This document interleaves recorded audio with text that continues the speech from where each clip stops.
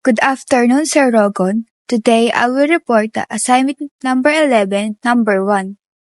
The direction is identify the center, vertices, co-vertices, and foci of each, then sketch the graph. The number 1 is x minus 1 squared over 36 plus y squared over 49 equal to 1. Ang principal axis natin ay vertical dahil mas mataas ang y variable kaysa sa x. And after that, kukunin natin ang value ng a. That is 49. And i-square root natin to. Ang square root ng 49 ay 7. Sa b naman ay b squared equal to 36. Get the square root of 36 is b equal to 6. And kukunin naman natin ang value ng c. 49 minus 36 is 13. And square root ng 13 ay 3.6.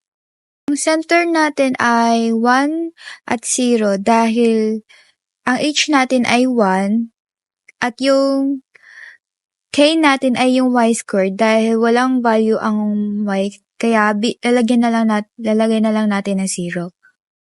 Ang value ng latus rectum natin ay b squared over a so magiging 36 divide 7. Ayun, ang equal nito ay 5.14. Makikita ninyo sa graph, ang vertices natin ay 1, 7, at 1, negative 7. Makikita pala natin ang vertices sa taas at baba ng center. Makikita natin ang co-vertices sa left and right ng center at yun ay 7 and 0 at negative 5 and 0. At ang foci natin ay 1, 3.6 at 1, negative 3.6.